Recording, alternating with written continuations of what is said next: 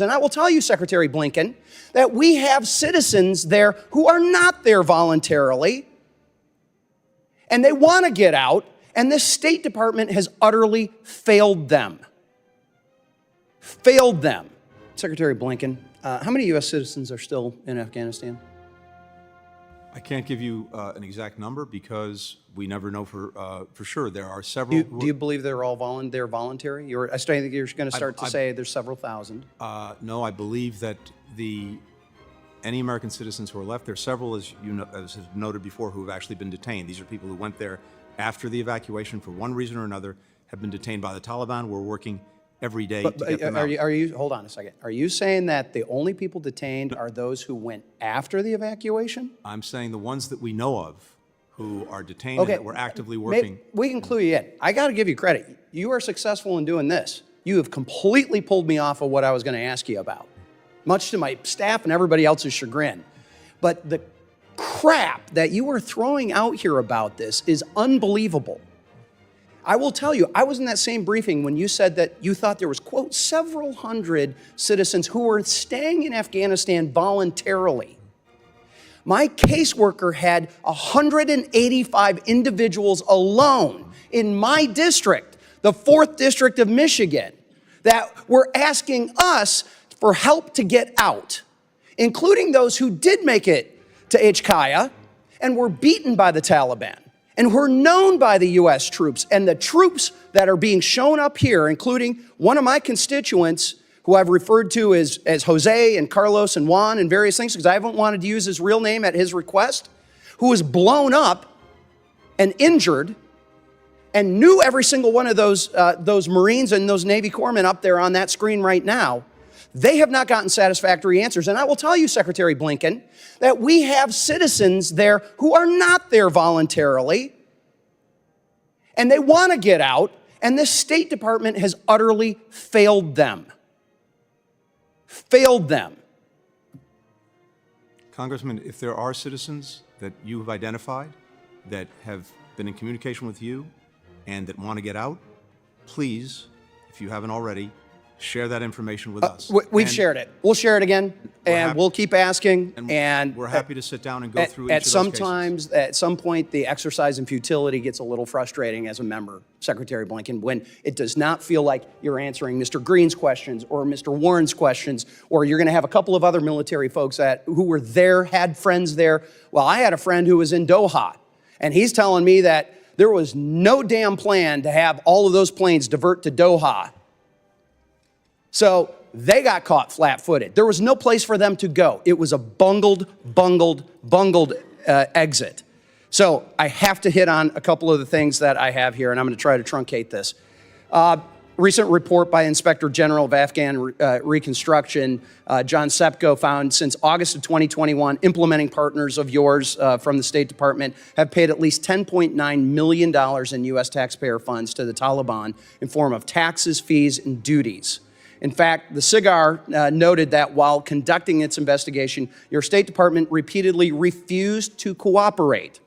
They then requested that the State Department attest to that it had distributed a questionnaire to all the relevant implementing partners, that responses were not altered, and that no attempts were made to influence the implementers' responses. However, at the time the report was published, your department refused to sign the attestation.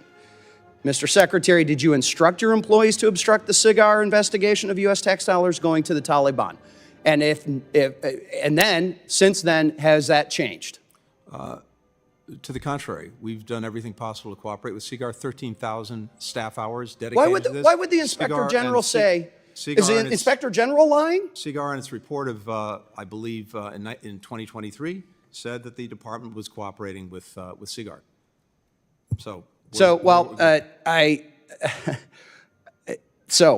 I got to skip a whole bunch of stuff. I just will say, Mr. Chairman, I've got a bill, H.R. 9503, Protecting Taxpayer Dollars from Taliban Theft Act, which makes U.S. policy that tax dollars, U.S. taxpayer dollars, do not be paid to the Taliban in form of taxes, duties, and fees. I wish I had a few more moments. I've got a couple of seconds here. I have to hit on this.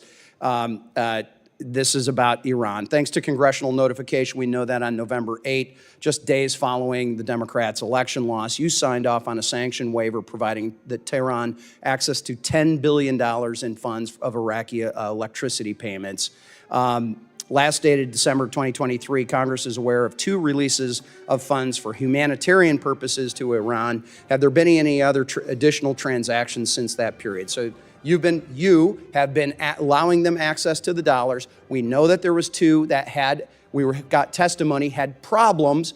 They asked for the explanation to be in behind closed doors. There was nothing that was top secret about that. It was just that egg was on their face.